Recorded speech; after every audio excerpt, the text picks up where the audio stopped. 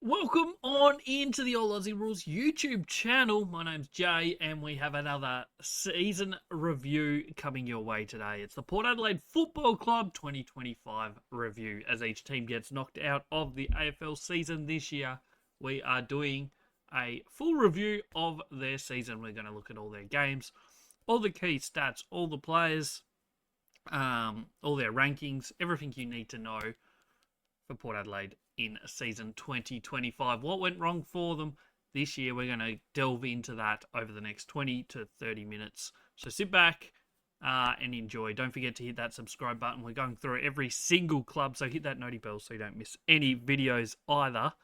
This is, I think, the sixth team that we're doing. They'll all be up by just after about October, start of October, I guess.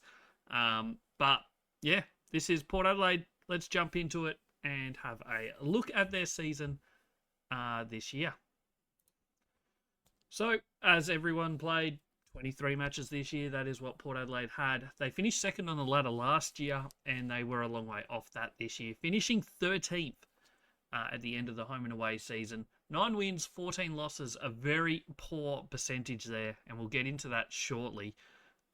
It was a wild season for them, but one that had a lot of low points.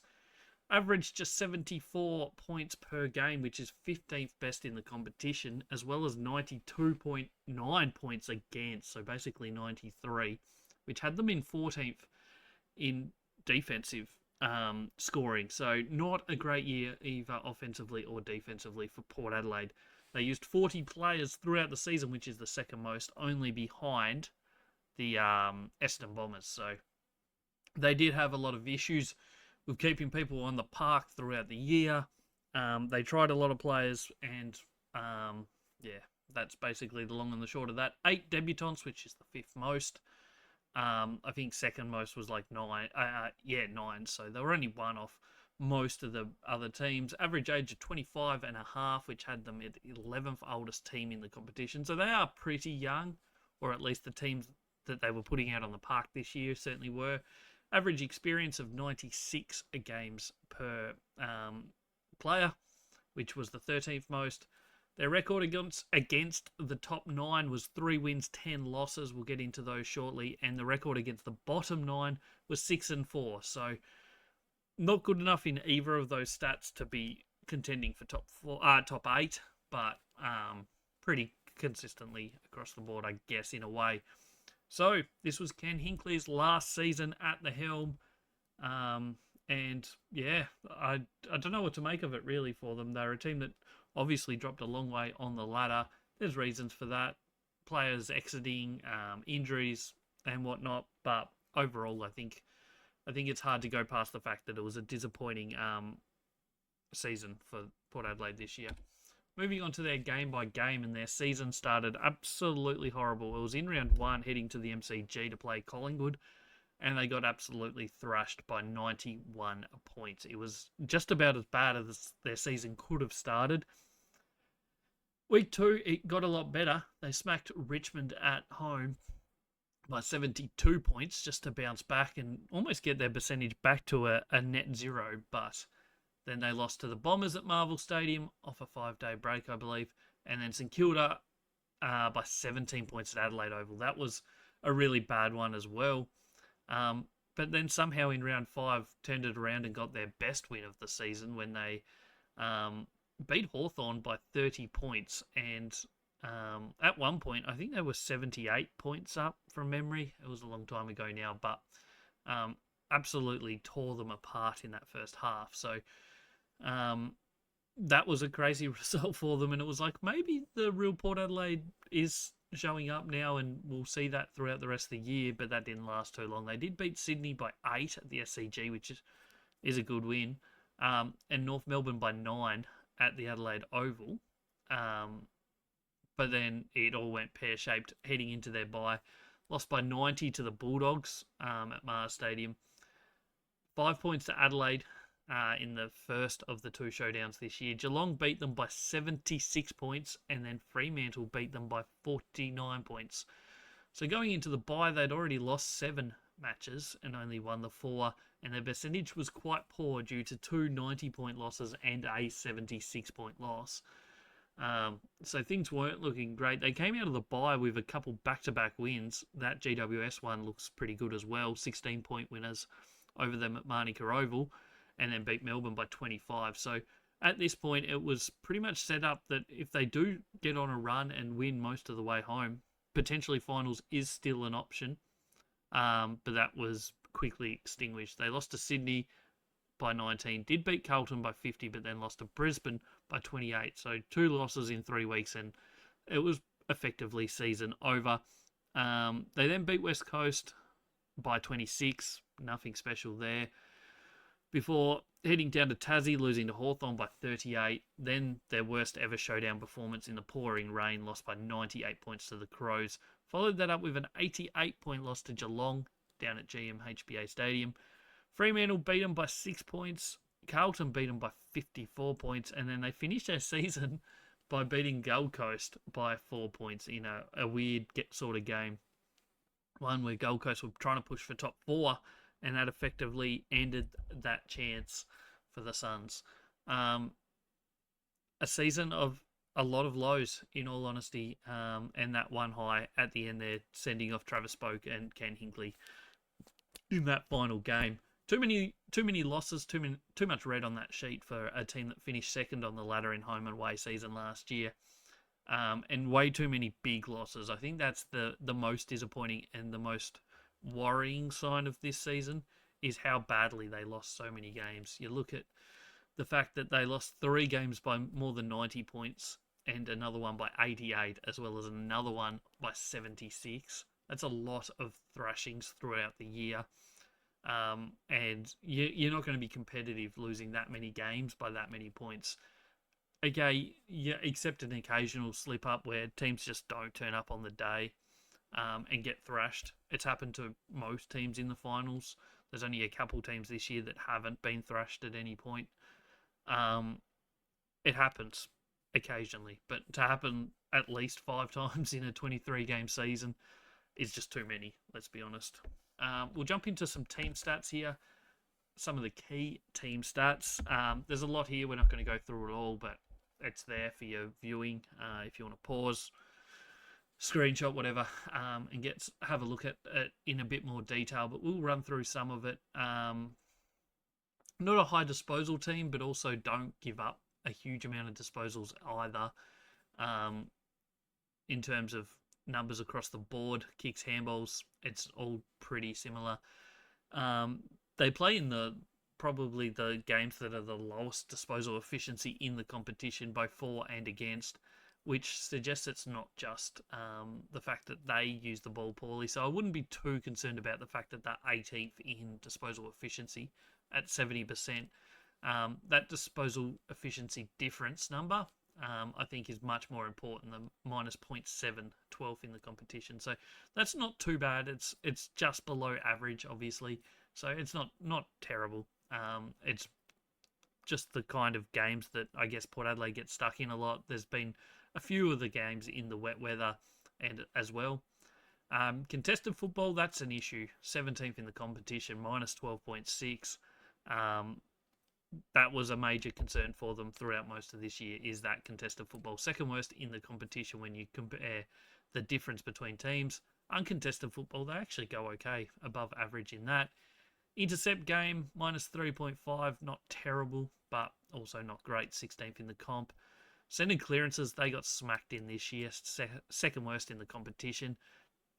Stoppage clearances, so clearances around the ground, throw-ins, and ball-ups, not too bad, 8th best in the competition. Other numbers that are important, I guess, is accuracy, 14th in the competition, 44.9%, not great accuracy. Shots per inside 50, 13th. So that those two numbers do kind of equate to where they sit in the actual competition in scoring. Score sources.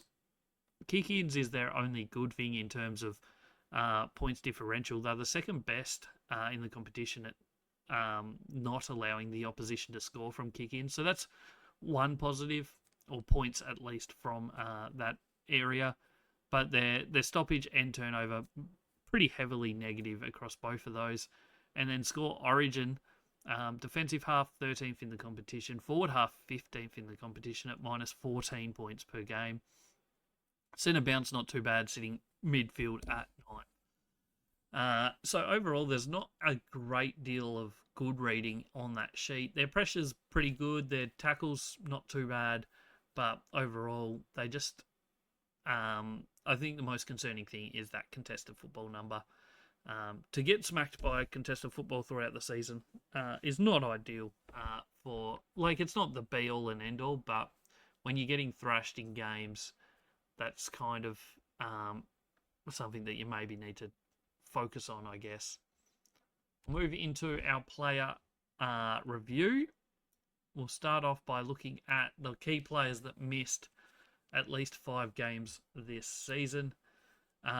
Starting with Todd Marshall, didn't play a game, got injured in the preseason, and that was the end of his season straight away. So bad news for him, bad luck for him.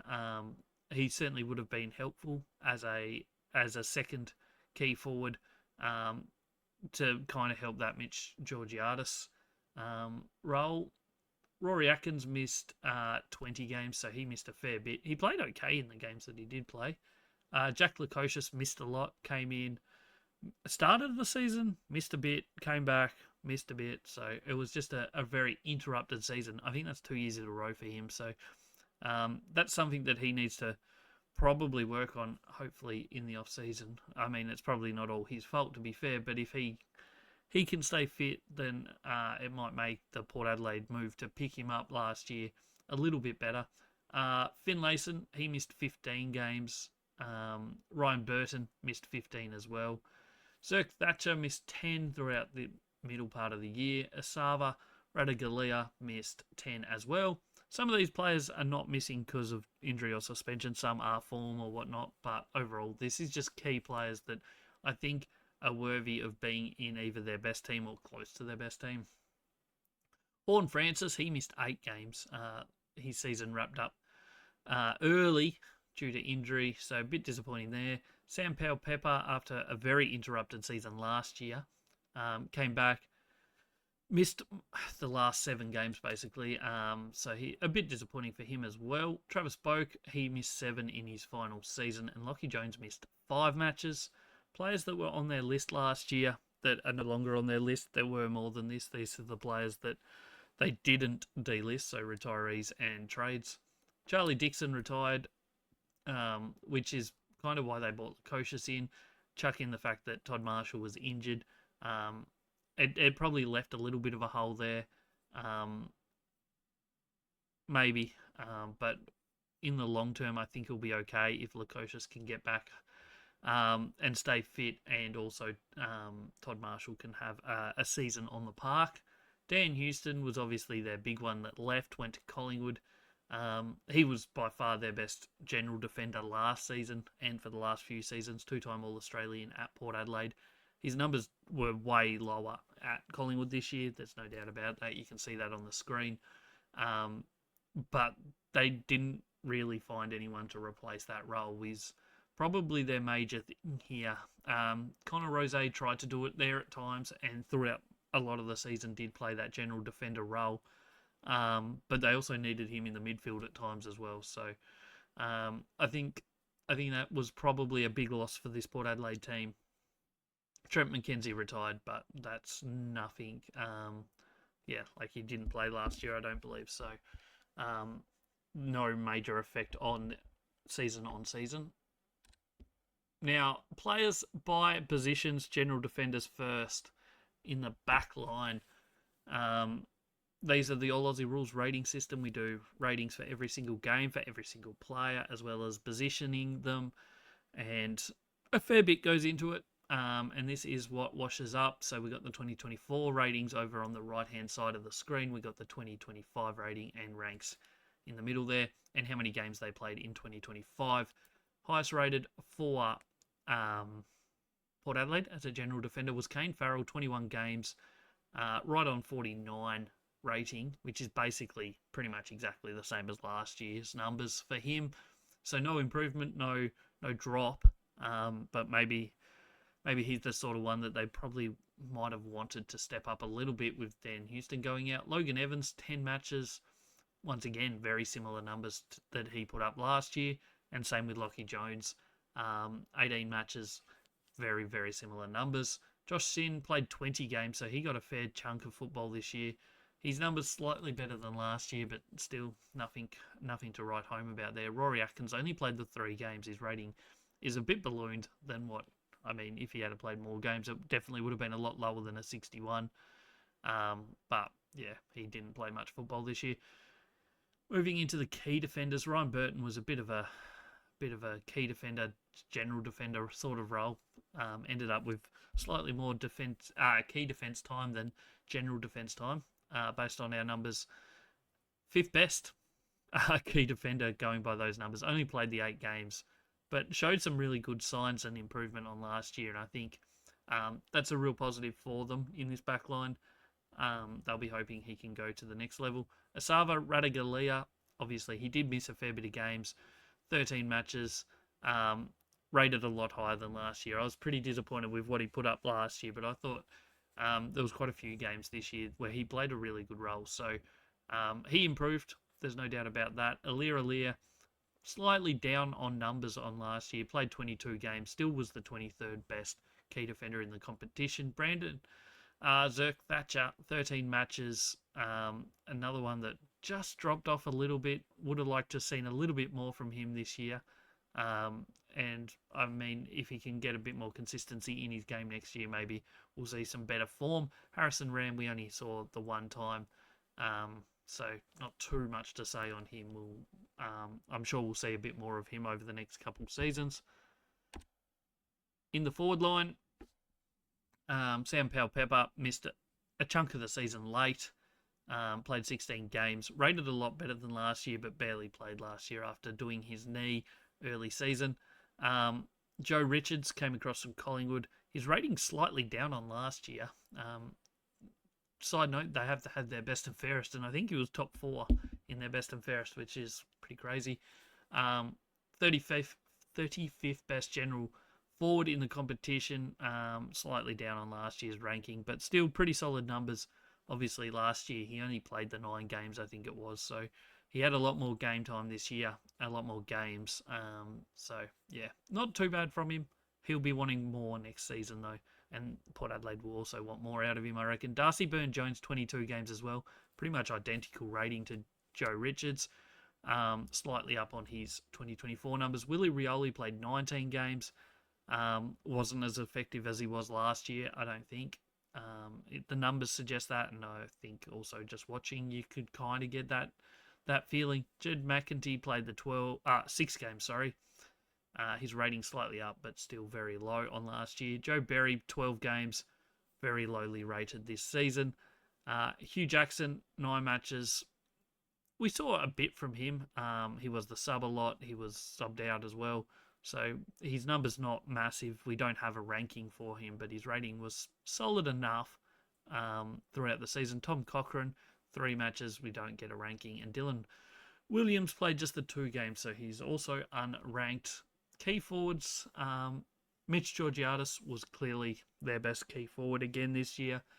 Pretty high up in the Coleman. You'll see that he was ranked as the 17th best key forward. I don't genuinely believe he was that low.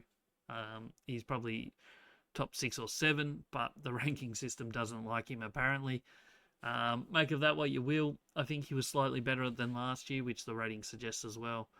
I think he's someone that you can definitely build a forward line around, and I think with a bit more support, that second key forward having a bit more of a role and helping him a little bit better, because as you'll see on that screen right now, Ollie Lord was their second most games as a key forward with 15, and he just wasn't effective enough. He's young, you expect that sort of stuff, but we just didn't see him support Mitch Georgiadis enough, I don't think. And same with some of the general forwards. I think we need to see a slight improvement from a couple of them just to take a little bit of the pressure off Georgiadis a little bit. Lukosius played the 7 games, rated slightly lower than last year. I think with a full preseason, and if he can stay fit, we'll see an improvement there. Finlayson played just the 8 games, rated pretty lowly. It'll be interesting to see what happens with him this offseason. Jack Whitlock, sorry. He was first year player, drafted late. Was it late first round or early second round in the draft last year? Might have been, I can't even remember. But he played the 4 games late in the season. We saw some good signs from him, I think, with another off season, or a full off season this year, and a bit more development. He could be someone that could be potentially good in this forward line for Port Adelaide over the next few years. Moving into the midfield lines, inside midfielders first. Zach Butters, absolute gun player. Unlucky not to be All-Australian this year, in my opinion. 20 matches, rated 72.53, which was slightly above last year, where he was the 10th best inside mid. This year he was number 6. So fantastic season from him. He missed a couple games early, but once he came into the side, he was absolutely huge for them throughout the rest of the year. Connor Rose, 21 matches, played a lot of general defending role this year. Also split his time basically almost dead level between inside mid and general defender. Going into the final game, he was actually in our system rated as a general defender because he had slightly more time, but played inside mid in that final game. But still, solid rating, slightly above last year's, up to 25th best inside mid, so really good numbers from him this year. Jason Horne-Francis missed a chunk of the season towards the end, ends up with basically the exact same rating as last year. He'll want to take that to the next level. If he can get that into the 60s next year, that would be a really welcome addition for them. Ollie Wines, his numbers are a lot down on last year. He did get some good consistency in games. He played 20. This is probably about where he's going to be for maybe the next year or two. I can't see him bouncing back up to 60. Maybe he can. We'll see. But I would say with the midfielders he has around him, he probably doesn't need to be putting up the biggest numbers, but we'll see how that plays out. Willem Drew showed some really good signs last year. Dropped off a little bit in ratings this year. I don't think that's too big of a concern. I think we'll see him bounce back. Miles Bergman played a bit more inside mid this year. Last year, he rotated between outside mid and general defender role, slightly higher rated, but maybe that's just the change in roles. But he's shown some very good signs so far. Outside mids, Travis Boak for the second year in a row was their highest, was not their highest rated, but spent the time as an outside mid due to all the other inside mids they have. Obviously, he has announced his retirement, but 16 matches in his final year, went from 11th best outside mid last year to 14th, so still really good numbers from him. The disappointing one, probably almost the most disappointing player on the Port Adelaide list this year. That's maybe a bit harsh, but at the same time, I had really high hopes for Jace Burgoyne, 6th best outside mid last year. Dropped down to 18th. Once again, he did rotate through multiple positions, general defender, wing. But his numbers just were a fair way down on what he produced in 2024. So I would have liked to seen that number stay or rise. Hopefully, going into 2026, we'll see those numbers bounce back to what we've seen him do, because he's very talented and has a lot of potential in the competition. Jackson Mead played a bit more outside this year than he did previous year. Rating dropped quite a bit. Christian Moraes, we saw 14 matches from him. Quite a lot of sub work and not full match time, but okay numbers without being great. Manny Liddy played 9 games, was one of the lower ranked outside mids in the competition. Ewan McKinley, just the 1 match. Numbers looked pretty good, but we'll see how he goes in with a bit more game time. Will Lawrence played 6 matches, solid numbers from him. And then in the ruck, a little bit of a concerning position for them. I don't know what to make of their ruck line. Jordan Sweet played one of the best games by a ruckman this season down in Tassie against Hawthorn. But outside of that, his numbers weren't spectacular. 14th best ruckman in the competition this year. Basically the same rating as last year. Dante Vicentini played the 8 match. Once again, his rating was similar to last year, but a lot lower than what you'd want as number 1 ruck. So he's not ready yet. Maybe he will be come next season. I don't know. But from what we've seen so far, he's just not quite there yet. And Ivan Soldo just played the 1 game Wasn't a particularly great game. He's someone that last year was pretty much rated exactly the same as Jordan Sweet. Didn't get much opportunity this year. We'll see what happens with him going forward. We now move into a little position summary. So for people that are new to this channel, new around here at All Aussie Rules, we do a little rating system that obviously uses the ratings that we did, puts them into their positions. Top 10% of each position are classified as elite. 10 to 25% are top class. 25 to 40% are above average. 40 to 60 is average, and then everyone below 60% is below average. And if you did not play at least 6 games of 50% game time or more, you are listed as an unranked player. That's basically the system. So that just classifies it. Port Adelaide have 2 elite players based on the numbers in 2025. They were obviously Zach Butters and Ryan Burton, who didn't play much football, but still solid. Second top class player in the inside midfield line for them, which is obviously Connor Rosé, between that and general defender.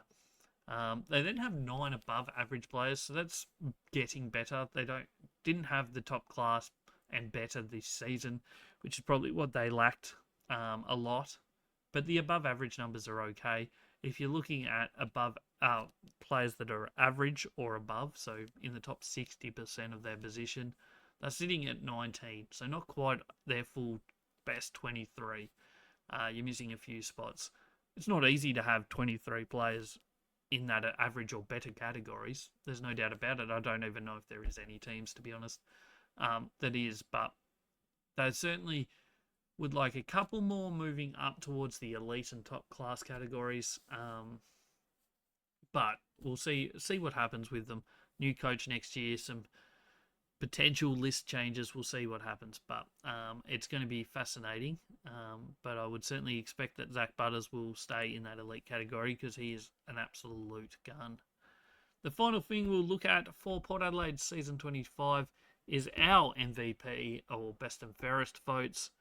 They differ greatly to how the actual BNF vote went for the Port Adelaide Football Club, which if you go online, you'll be able to see the results of that online. But the way our system works is the same for every team.